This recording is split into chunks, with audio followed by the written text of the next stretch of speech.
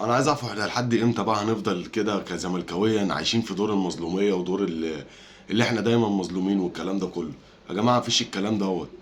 احنا مش مظلومين ولا حاجه، دي شماعه احنا بنعلي عليها فشلنا. النادي الاهلي احسن نادي في افريقيا واحسن نادي في مصر.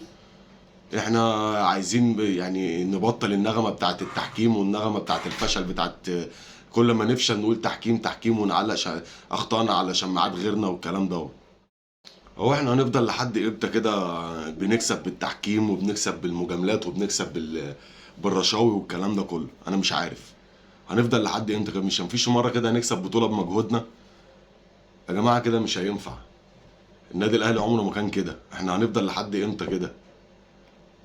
عايزين نكسب بطوله بمجهودنا، ما نضيعش مجهود الفرق التانيه. ده الزمالك لو معاه فلوس كان زمانه بقى في حته تانيه. شوف رغم الظروف اللي هو فيها بس بيعافر وبيجاهد وانا شايف اللي هو من احسن الفرق في افريقيا وفي مصر حاليا. طبعا تصدقته. ده كان فيديو للتوعية.